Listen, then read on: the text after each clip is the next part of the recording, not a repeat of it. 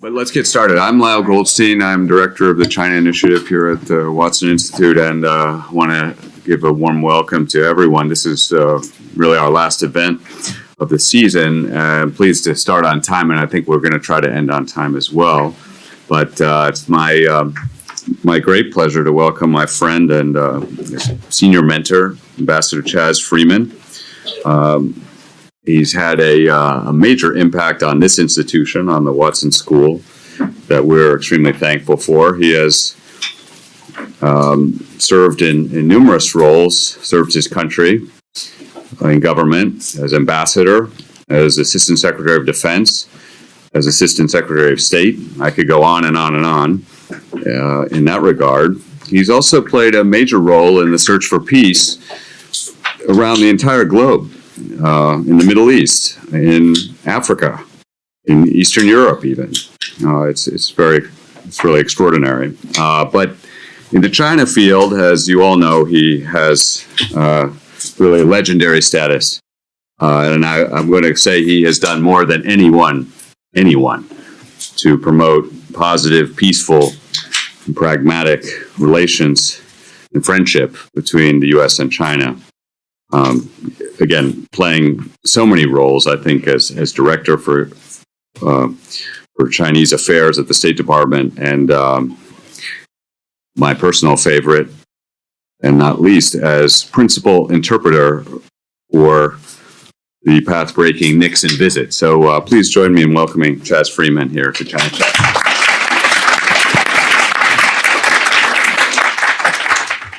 Thank you very much. I wish I could live up to that introduction.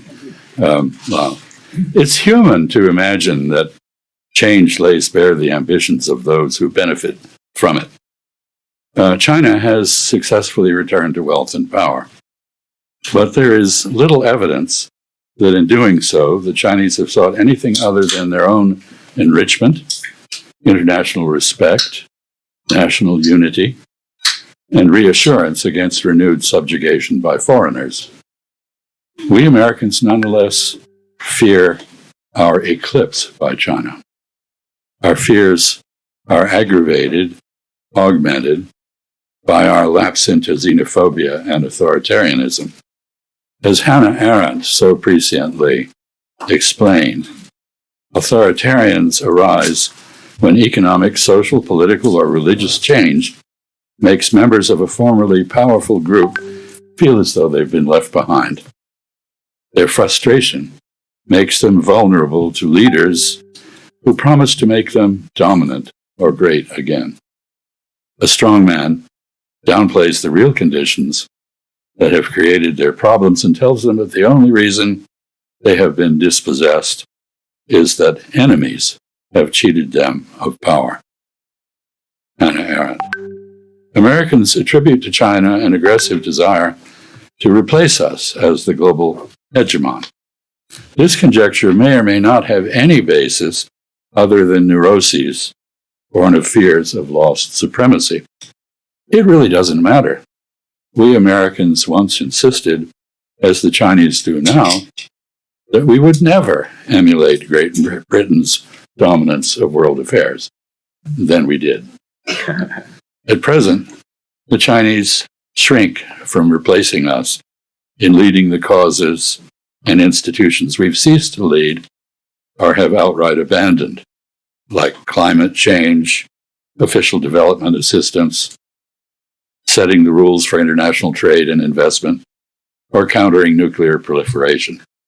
But like us, the Chinese will surely have regional and global leadership thrust upon them. We cannot know whether they will eventually follow us into our current experimentation with global despotism.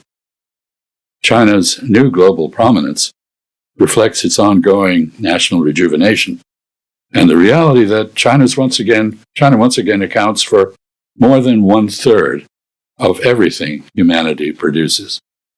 In purchasing power terms, China's economy is now much larger than ours. And in nominal terms, it is the greatest driver of global growth. China has become the largest source of financial and material support for the economic development of poorer nations. China is the world's largest trading nation. It is destined to become the world's biggest market for imported goods, supplanting the United States in that role. China is a civilizational state with what is possibly the most entrepreneurial population on the planet and the world's largest community of scientists and engineers. American efforts to stifle Chinese innovation have instead galvanized it. China now leads the world in the production of intellectual property and innovation in almost every field of science, technology, engineering, and mathematics. And China's increasing dominance of key consumer industrial and energy technologies enables it to set global standards for them. The United States is severing or attenuating ties to international institutions and other countries, while China is strengthening them. China now has the world's largest and most widespread diplomatic presence abroad. It's also the most prominent member of new institutions that complement and expand the purposes and programs of those the United States sponsored after World War II. By contrast, we Americans have chosen to oppose reform in legacy institutions and to exclude ourselves from the new ones. China tries hard to be inoffensive. Beijing practices what I call strategic neutrality. It keeps its commitments limited, its ideology both idiosyncratic and vague, and its ambitions restrained. It makes itself available as a conciliator, but avoids entangling itself in foreign quarrels. It does not seek to impose its political system or ideas on others. As the United States gains a reputation for bullying behavior, double standards, and indifference to crimes against humanity, China is self-consciously and somewhat improbably emerging as a global moral leader.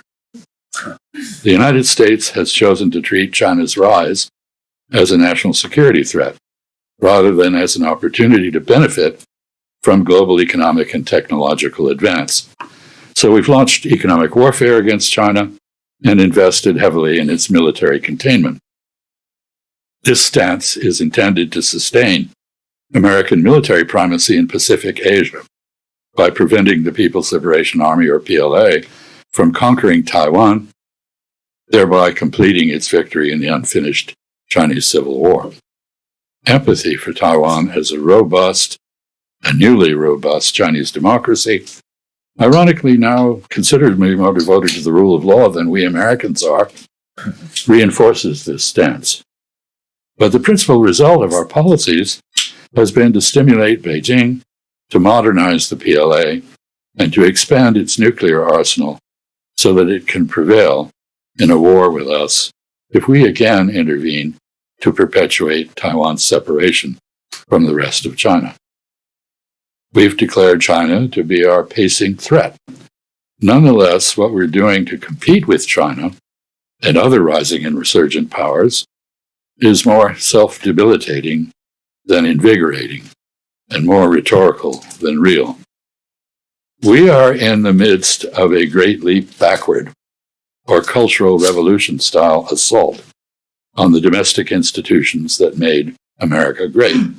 The rule of law, freedom of speech, academic freedom and scientific excellence, federal partnerships with research universities, openness to foreigners and their ideas, policies based on evidence and expertise rather than fake news and unsubstantiated prejudice, and the prioritization of objectivity over political correctness.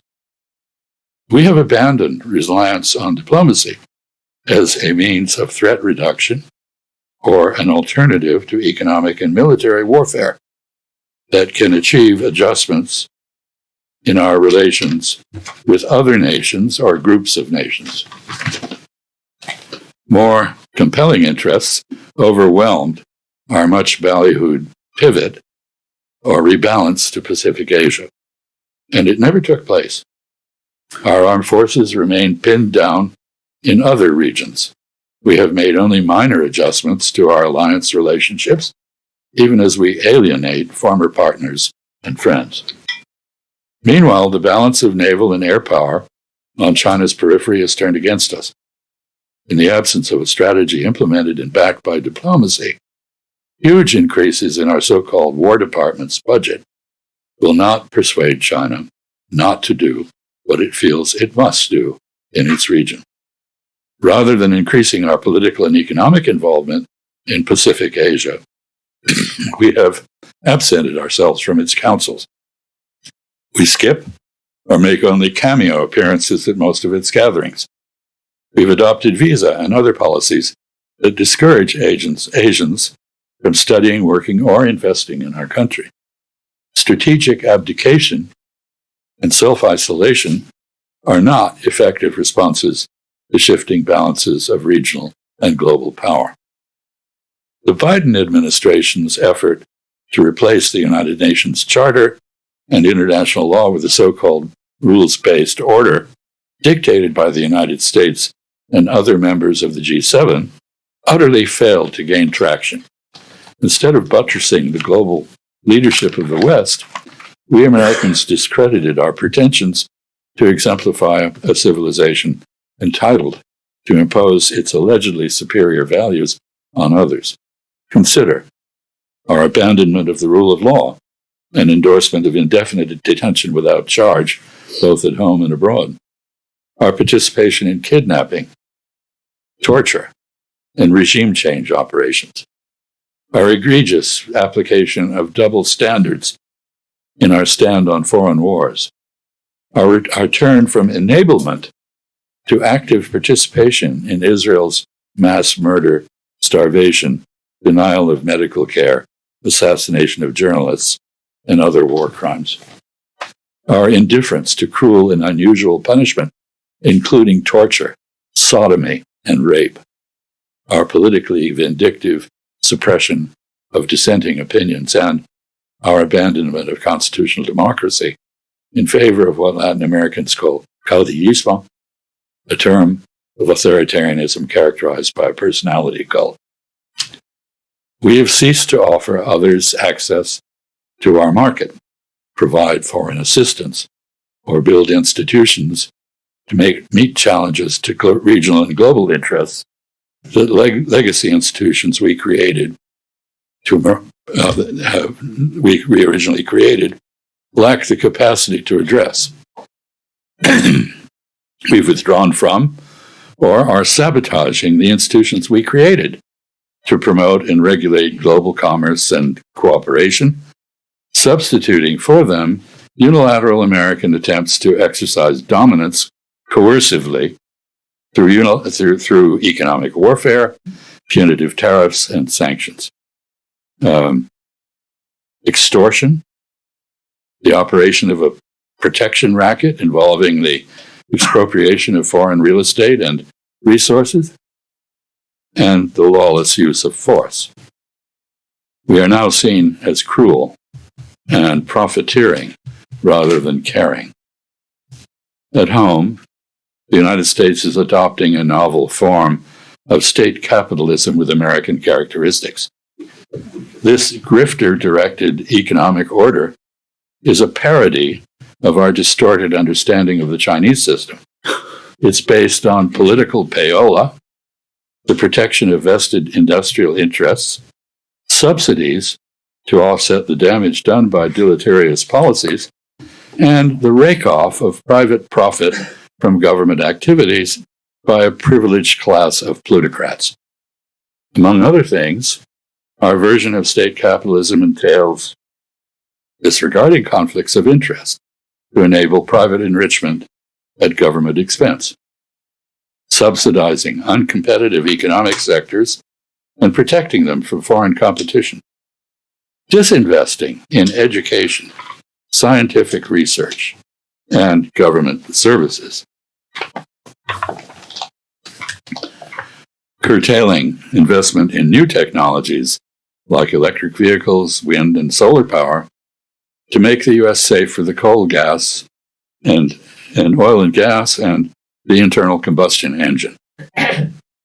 snatching partial government control of key industries by extorting equity shares from them in return for policy favors, relying on credit rollovers rather than tax revenue to finance unprecedented levels of government debt.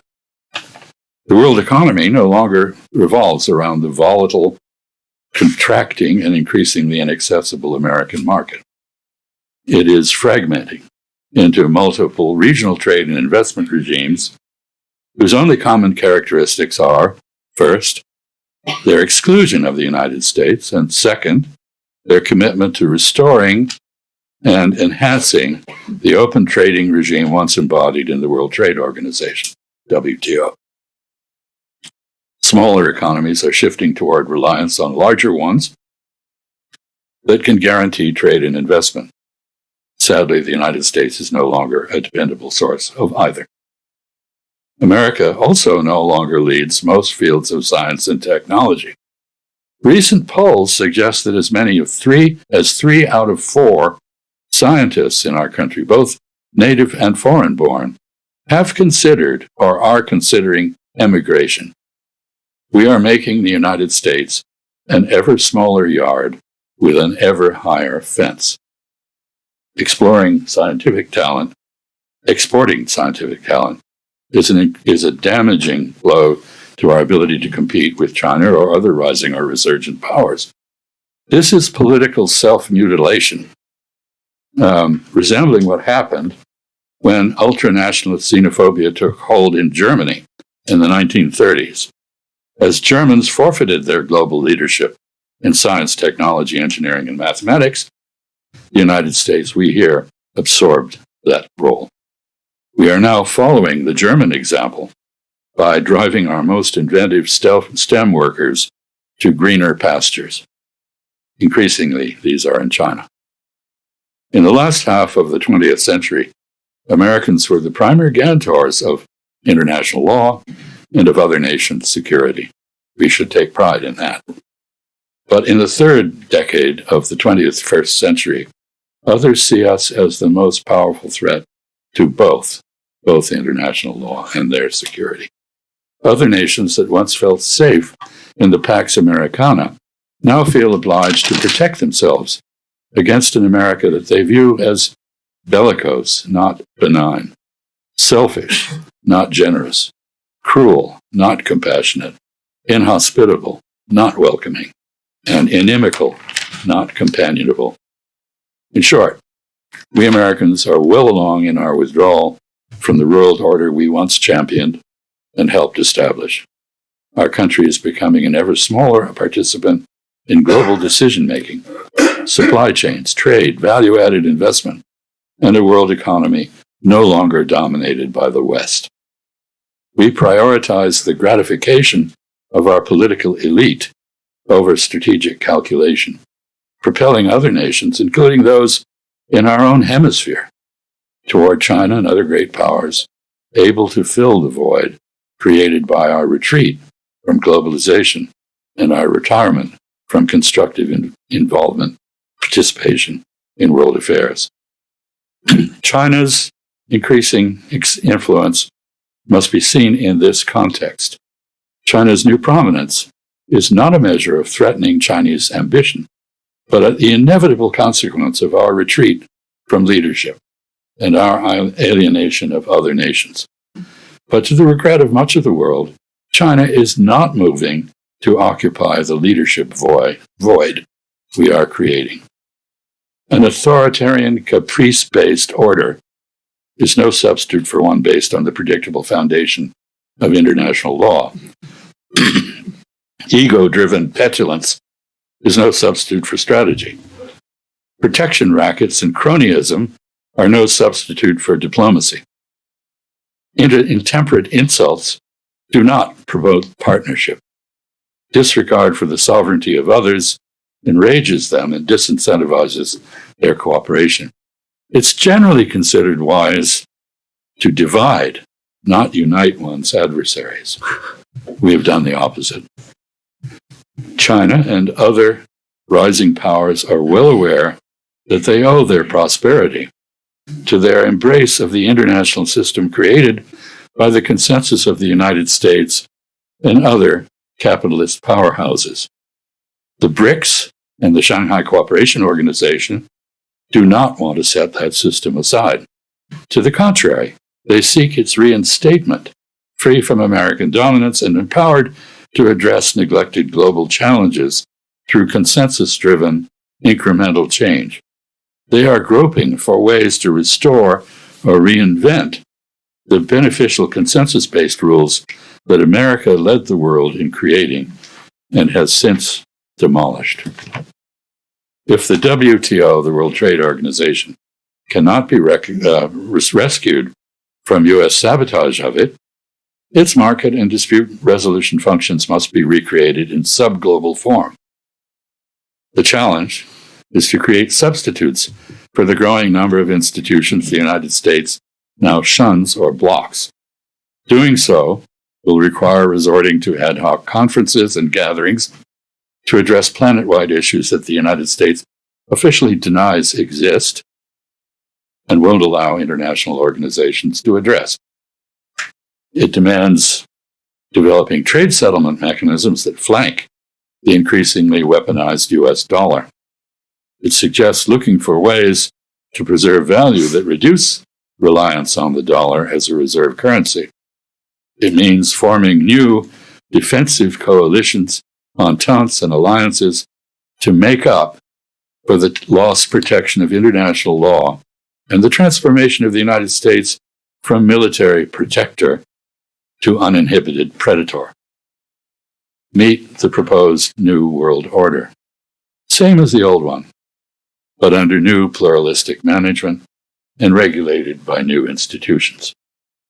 America has turned its back on globalization, but the world beyond the transatlantic community continues to globalize.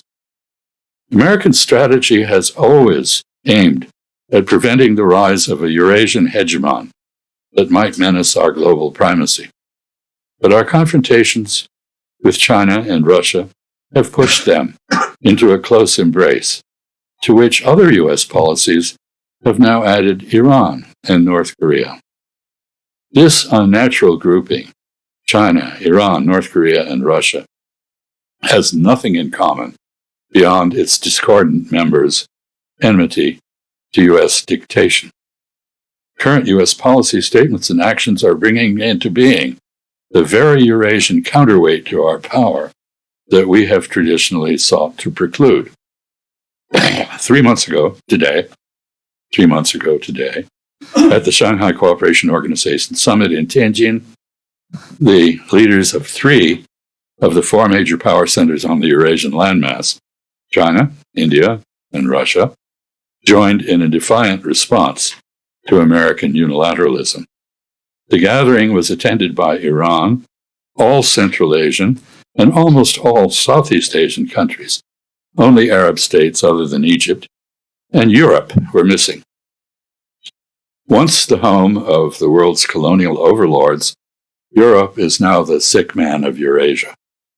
The European Union lacks the institutional capabilities, unified Weltanschauung, resolve, and steadfastness needed to pursue either strategic or tactical objectives effectively. It has many of the attributes of a geoeconomic superpower, but seems determined to remain less than the sum of its parts, and thus politically impotent. Having invented modern statecraft, Europe has forgotten how to practice it. Europe's malaise and declining competitiveness will not be restored by the weird combination of austerity, rearmament, and embargo of Russian natural resources most of its governments have adopted. No European has come up with a coherent response to deteriorating transatlantic relations. Russian advances in Ukraine, energy insecurity, China's increasing technological prowess, or the emergence of a world order no longer centered on the West. In short, Europe is adrift. No one can now confidently predict Europe's future geoeconomic role or geopolitical orientation. The other major absentee at the Tianjin gathering was Japan, whose defeat in World War II was celebrated 2 days later in a grand military parade in Beijing. For its own reasons, India did not attend that parade. But Japan's efforts to persuade other Asians not to do so failed.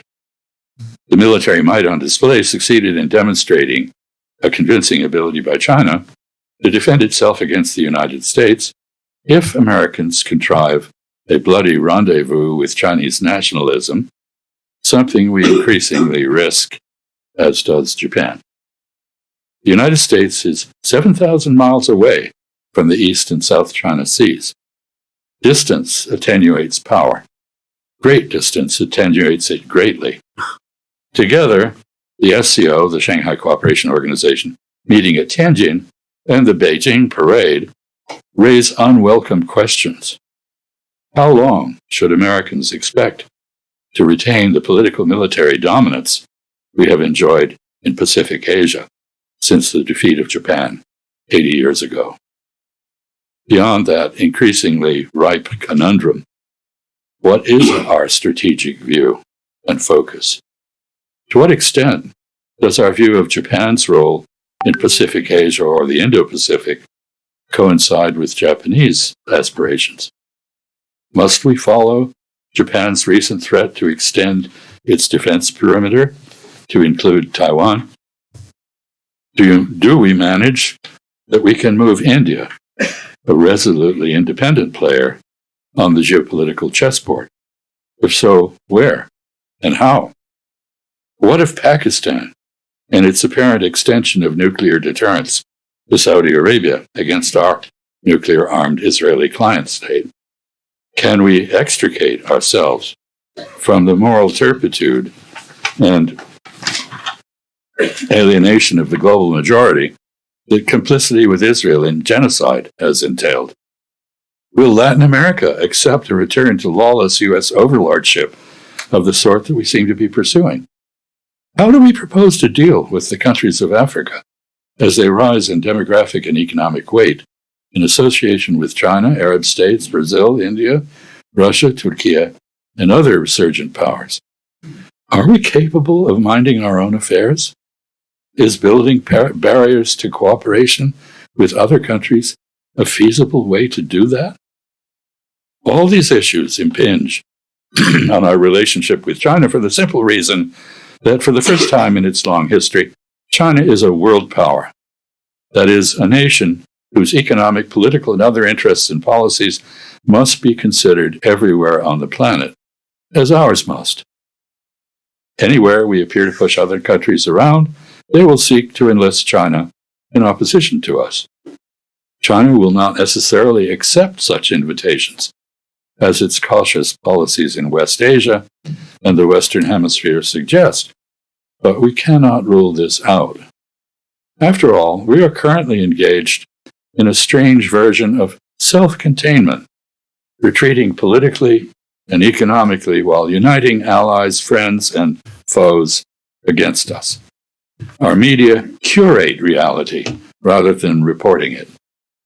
Our government is systematically stripping itself of expertise and competence. While other governments are willing to talk to us, they no longer follow our lead or replicate our policies in their relations with other countries. We may inadvertently be creating a world divided between the United States and a few vassal states and a global coalition or sphere of influence, animated by aversion to our selfishness and bullying behavior and aligning against us with China. At the Sino-American Summit in Busan, our president acted as though he understood that we can neither outcompete China nor win a war with it. China has learned how to use export controls, sanctions, boycotts, and embargoes from us to put pressure on countries that challenge it. Will it wield its growing strength as unilaterally as we have done as our power diminishes? Will it emulate our new disdain for international comity? Is the West up to countering a China behaving like we do Western international prestige and privilege have been overtaken by events. And the West, as we've known it since the 1940s, is moribund. It still has 3 permanent members to cast vetoes in the UN Security Council, but it lacks both the cohesion and the authority to control the direction of world events. China has many problems, but most of them do not conform to those that career anti-China polemicists have predicted. China shows no sign of collapse. It is not growing old before it grows rich. It is instead growing rich through automation and offshoring those labor-intensive industries that cannot be manned by robots. Negative population growth, plus steady economic growth and gains in productivity, foretell considerably higher per capita incomes for the Chinese people. Most Chinese do not share our distaste for their political system. Unlike us, China is not at war with other countries. It may yet be able to conclude its civil war through shows of force, assimilating Taiwan by making the island an offer it cannot refuse, rather than through outright warfare. We better hope so. Our current mindless drive toward war with China over Taiwan can only end in tragedy for all concerned, including Taiwan. It is, of course, not inevitable that China's progress toward greater affluence and global leadership will continue without interruption. Many things have gone wrong for China in the past. Much could go wrong for it again. But hoping that China will suffer unanticipated setbacks is not a strategy. The fact is that the United States does not have a plan for dealing with the most probable scenario before us, a world in which China has returned to the preeminence of past millennia. We need to conceptualize one. This means we must nurture a realistic understanding of China and the Chinese, not engage in spurious reasoning by analogy. China does not seek to conquer or abridge the sovereignty of its neighbors. It is not engaged in a search for Lebensraum or foreign colonies. It has no theory of manifest destiny. Its warring states period, in which it resembled Europe or India in the viciousness of its internal rivalries, is long past. It is unlikely to follow either our path or that of other civilizations. Tragically, whatever the source of our current approach to managing China may be, it is not expertise. We are now led by China hawks who've never been to China or studied it, but who are convinced they know everything they need to know about it. Our president's first and only visit to China was as president, in the security cocoon and perceptual bubble that presidential visits entail. Neither our Secretary of State, who was in fact sanctioned by China, denied entry to China for his vituperative comments about it, nor our so-called Secretary of War have ever been to China. The architect of the administration's trade and investment war on China, Peter Navarro, sometimes known as Ron Varro, with whom he conducted an active dialogue, made his career with decades of China bashing, but had his first and only visit to China in 2018. He's not been back. The small army of China hands that used to populate our diplomatic and intelligence services has been decimated. Those who remain have no real input into China policy anyway. In any event, there is no coherent policy process in today's Washington in which their expertise might play a part. The last quarter century, I hate to remind us, has seen an unbroken series of defeats, disappointments, and political and economic crises for our country. Most recently, the scuttle from Afghanistan, the failure of our proxy war in Ukraine, our engagement in the genocide in Palestine, a forever war on behalf of Israel with Iran, dysfunctional policies that have made North Korea a nuclear threat to our cities, and escalating confrontation with Venezuela and its neighbors. We are engaged in combat with so-called terrorist forces in at least 82 countries. But instead of learning from this sorry record, the United States has adopted an approach to international relations that combines the belief that the right combination of pressures can always bring foreign nations to heel. Personal chemistry can overcome conflicting national interests. And military action should precede diplomacy rather than back it. Our leaders habitually avoid the hard political choices that statecraft demands while throwing money, sanctions, weapons, and soldiers, sailors, airmen, and Marines at problems. They like flashy signing ceremonies, pseudo-events that celebrate their resolution of problems they have not in any way resolved. We cannot afford to apply this self-indulgent methodology to China, which is destined to play a role at least equal to ours in world affairs. We must be realistic. We had better come up with a way to coexist with the Chinese, leverage their rising prosperity and technological competence to our own, and reducing the danger of pointless confrontation with them. Such confrontation promises to be catastrophic for us as well as for them. To conclude, our current China policy is as ruinous as our repudiation of the world order we played the major role in creating is. It cannot and must not be sustained. We need to rethink this. Thank you.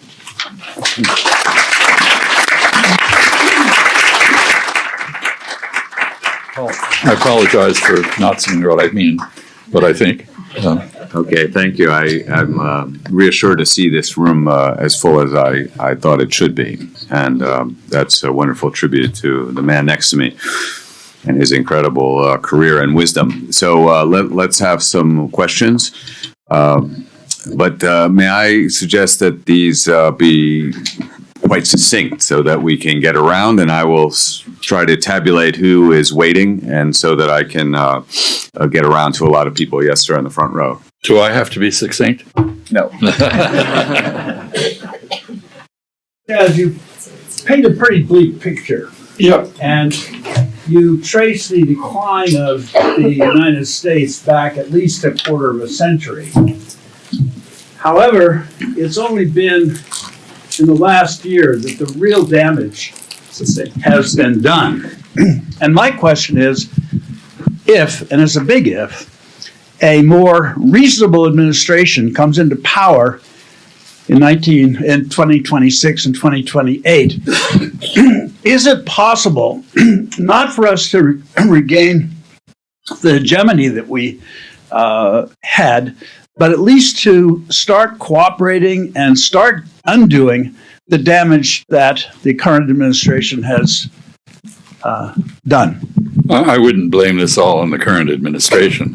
I know that the Biden administration suspended adherence to international law in favor of what they called the rules-bound order, and that it was they who got us into the war in Ukraine, and it was they who tolerated the genocide, the beginning of the genocide in Gaza. So I think this has been a progressive phenomenon. After all, it was President Obama who killed 2 American citizens in Yemen with no due process. We've seen a deterioration in our standard of culture, civilization, adherence to the Constitution. Having said all that, of course, we can reform and repent. And I am reminded of a Chinese theory of historiography. I don't believe in theories generally, but this is worth citing, that the dynastic cycle in China, meaning the oscillation between constitutional orders, a dynasty being a constitutional order, suggests that dynasties can have a lifespan of about 225 to 250 years, at which point, in the Chinese experience, one of 3 things happens. There's an internal rebellion, generally rural in nature because of Chinese society, by the farmers. The dynasty is overthrown. A foreign invader comes, the Qing or the Mongols, and overthrows the dynasty. And China is then ruled by foreigners. Or, occasionally, as in the case of the Han, The dynasty picks itself up, and while it can't regain a golden age, it has a silver age. We're 249 years into our independence. Okay, let's get another question. Professor Head here. Jim Head, Planetary Geology at Brown. Ambassador Freeman, when the Chinese land humans on the moon before 2030, well before the United States will, what do you think the effect will be on the United States and world perception? Well, I would like to think that it would galvanize us as Sputnik did, but I'm not sure. A lot of people seem to believe that scientific exploration is something we no longer need to do. And the Chinese space program, by the way, is, interestingly, it's fundamentally modeled on Gerard P. O'Neill's, what was that called? Something Frontier, High Frontier. This is back, he was a Princeton professor back in the 1970s, and he devised a scheme. And I actually talked to the Chinese space leadership about this, and they're following exactly his path. So you should, if you haven't read that book, do so.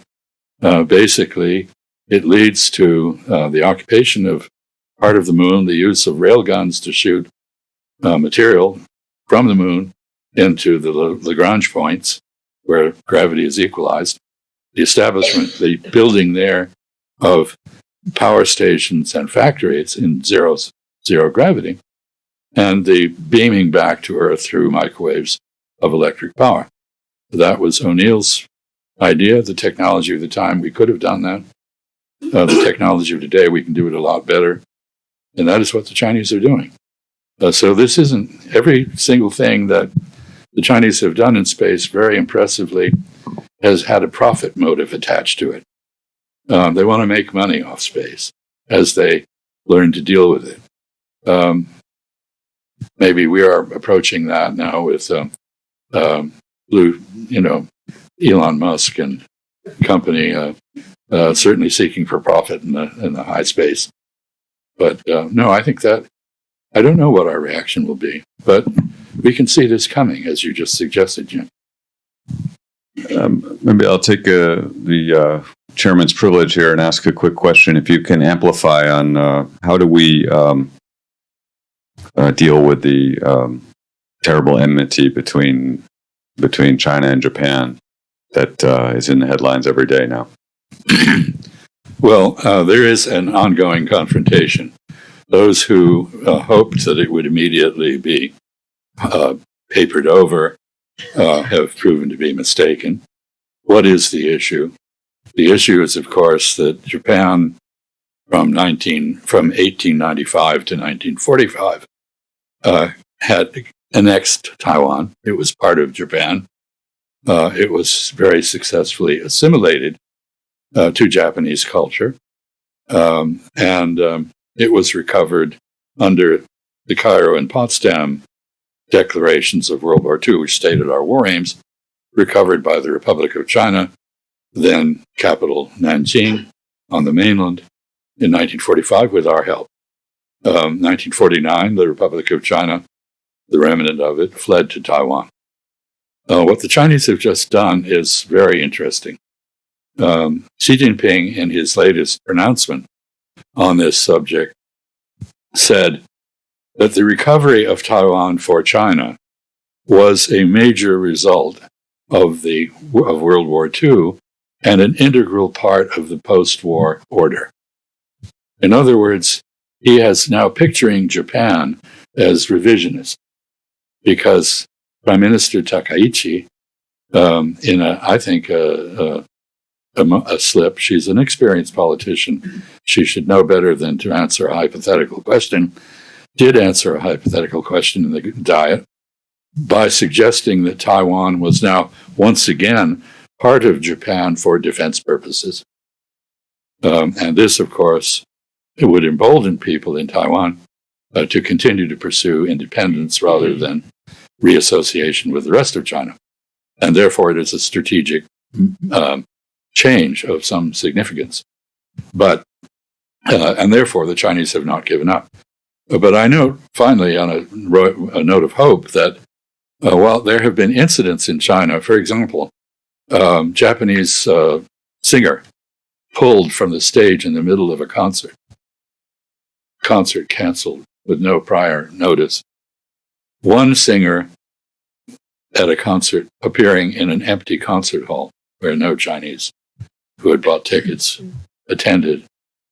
This is being widely criticized by Chinese netizens, commentators on the internet, as excessive and uncivilized. And I think there's an effort to rein back some of the more egregious anger that Madam Takaichi has evoked.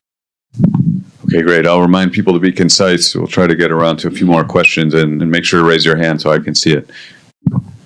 Somebody in the back. Sir, apologies, sir. Yeah. Oh, yes, of course. Thank you very much for coming to speak with us. So we have a joint question here from the Army and Navy fellows of the Watson School. I didn't know you guys got along.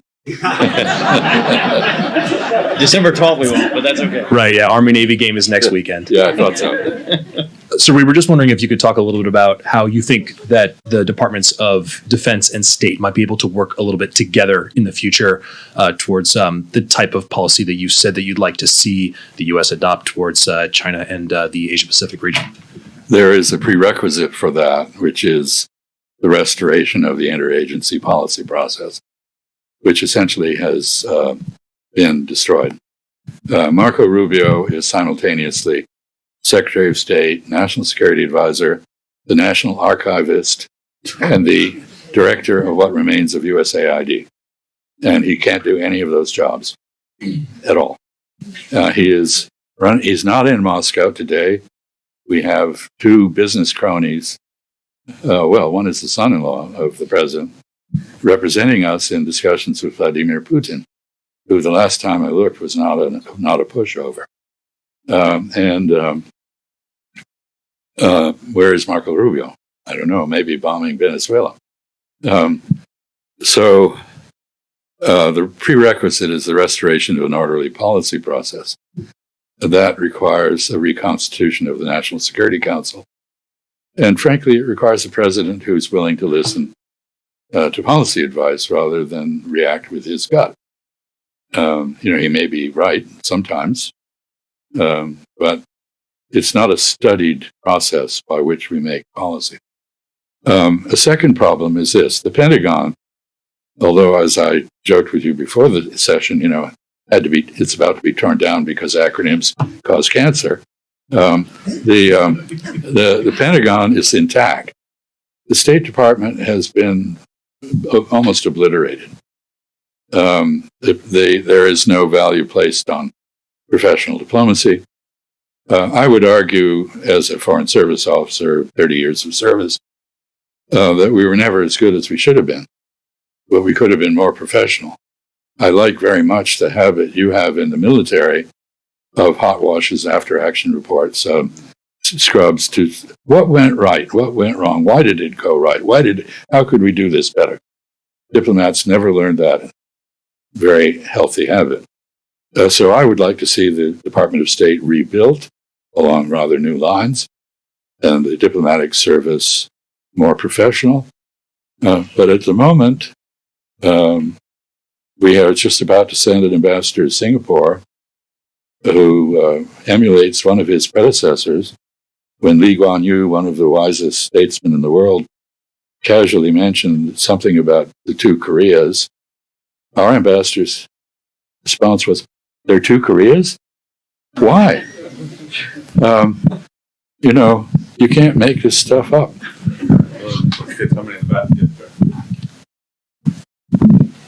William Tompkins, graduate in international relations at the University of London.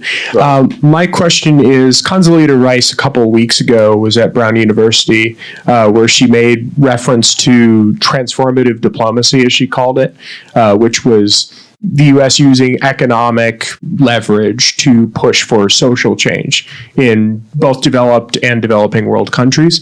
And this has become a theme with some of the you might call revisionist or re-emerging world powers, particularly Russia, with President Vladimir Putin making pretty frequent references to LGBT ideology, etc. How much does this play into, in addition to U.S. economic and military decline, as well as U.S. diplomatic blunders, how much does that play into angering the various countries around the planet? Well, I call what Condi Rice described the missionary position. It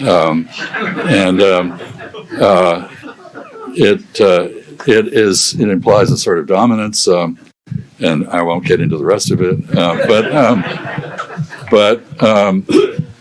Frankly, I described what the Chinese are doing. I think they're doing the right thing, and it actually has ancient roots. Mengzi, Mencius, Confucian thinker, said very correctly, and Americans for a long time understood this, that the best way to exercise influence abroad is to set a good example. If you set a good example, people will want to emulate you. And therefore, you have influence that is a very healthy kind. So I don't believe in the missionary position. I think foreplay is important, but I think that we should probably leave it there. Unfortunately, if we take the opposite position and decide that we have the divine right to impose our values on the world, what that leads to is things like regime change operations. And those don't work. I don't know of a single case where we have intervened in that manner, where the consequences have not been dire, not only for the country concerned, the target, but for us. Think of the overthrow of the democracy in Iran, for example, and its consequences. Think of what we've done in Guatemala. Might think about the election in Honduras yesterday, or Sunday, I guess. Anyway, it's still undecided, I believe. So I would favor moral restraint and a focus on getting our own act together. Gentleman in the corner. Try to keep this short. I'm just some wargamer from Rhode Island College, but I know a few things about China. I've heard stuff about death vans, organ harvesting, bringing back slave labor to harvest cotton in Urumqi, and a bunch of other things. Much of which is polemical and unevidenced. All right. But I think there has been some organ harvesting. But my question is, I think the military man here can affirm, Taiwan is a U.S. ally, and China also had some interest in other islands that Japan has. Are you suggesting that we let our ally be taken over by force or not do anything about it? I just want to clarify that. Thank you. Well, thank you. First of all, Taiwan is not an ally. It has no commitment to do anything at all for the United States. It is protected by the United States for various rather murky reasons. Some of them ideological, as I mentioned. Taiwan is a robust democracy with a high standard of civil liberties and a greater respect now for the rule of law than we have. It, in the past, was our means of containing the rest of China. It doesn't serve that purpose now. So I would be very careful about terminology. And the islands that you refer to, the Senkaku Islands or Diaodao, are between Okinawa and the China mainland, and they have been always a no man's land. And here I want to digress a little bit, if I may. The concept of sovereignty that the West developed had to do with maps and geography, not people. So if an island that was uninhabited could be claimed as part of the United States or China or whatever, or Japan.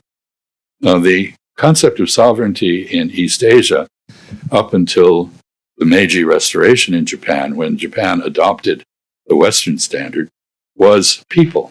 Did they have an allegiance to the government in Tokyo, let's say, or Beijing? There are no people on the Senkaku Islands. There are goats put there by Japanese rightists And my solution for the problem is that we should create a foundation for the protection of goats. And it should have Chinese, Japanese members of the board, and it should stipulate.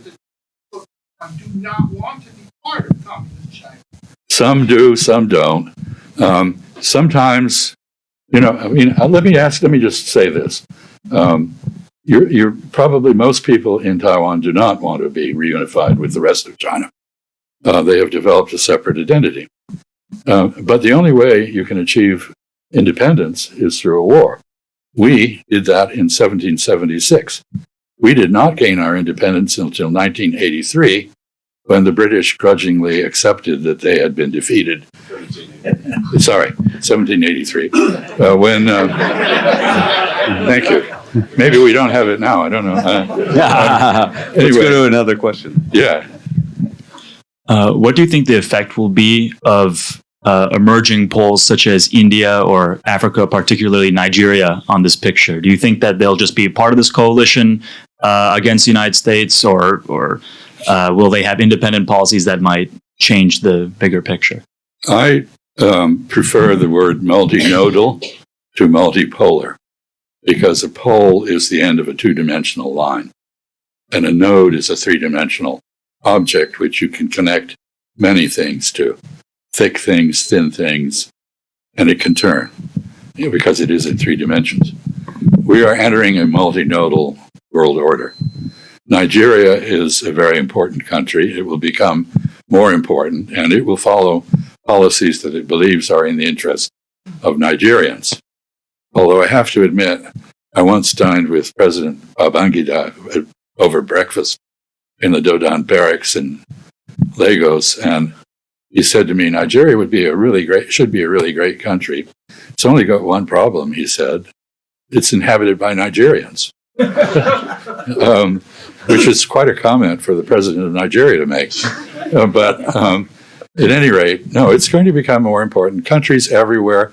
One of the things that's happening is that medium powers, not just former great powers like Turkey, but countries like Saudi Arabia, are developing an independent role in global affairs.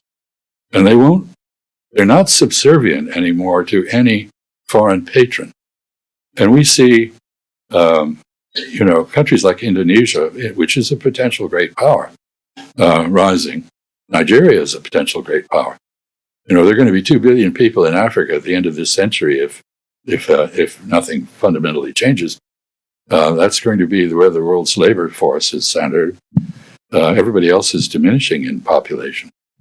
So I think we're enter a world in which of much greater complexity. Let me make another point.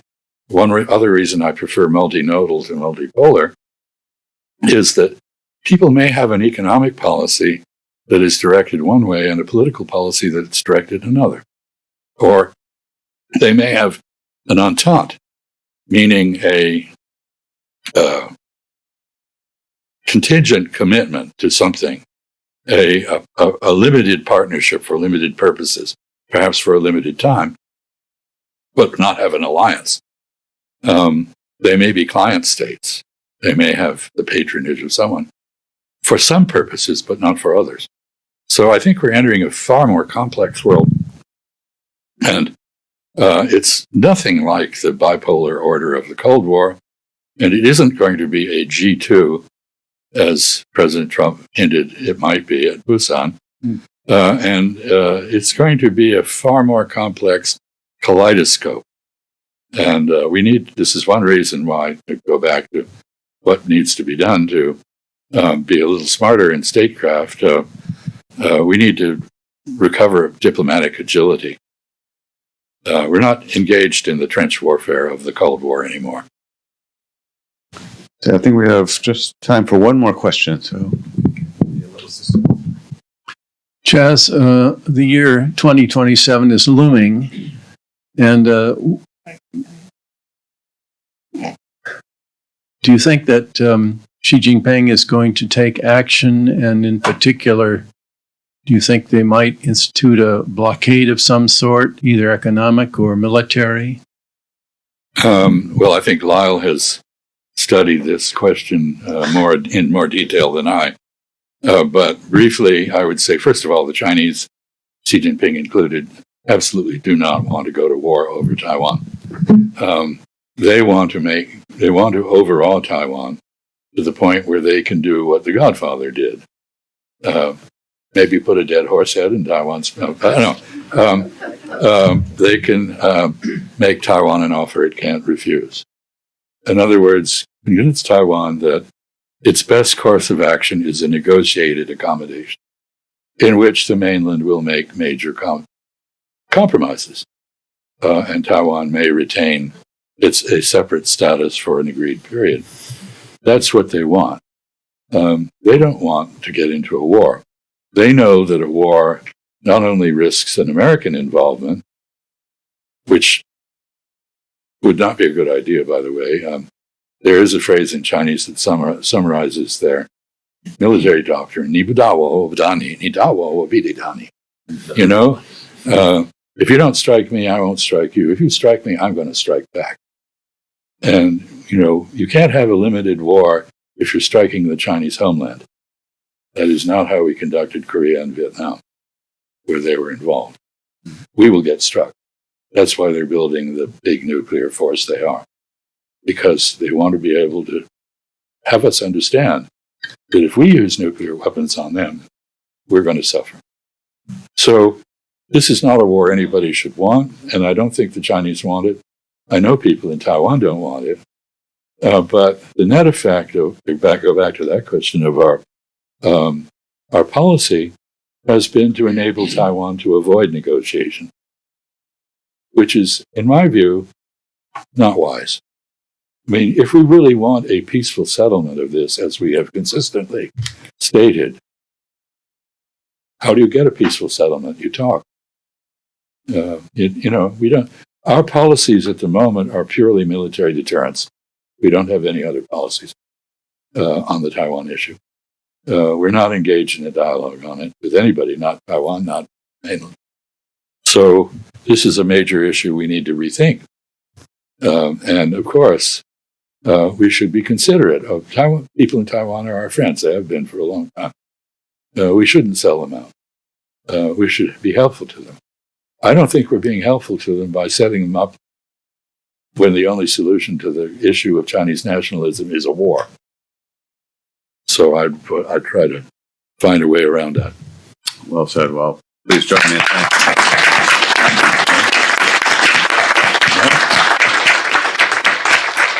Outstanding. Thank you, everyone, for coming today. As you're filing out, I'll just let you know of a couple more events that we have on our calendar for this semester. On Friday afternoon, Brown China Summit is putting on a panel, so you may want to try to get in on that. And then next week, we have a very exciting event that involves a bunch of student researchers. I think I saw Professor Du-Ching Lee here, who's been running this fabulous effort. So that is on next week on Wednesday afternoon. So you'll want to be at that, which will be, I think I can say for sure, will be an outstanding event. Thank you again for coming today. And I assure you, I will do everything I can to get Chas Freeman back on the program for 2026.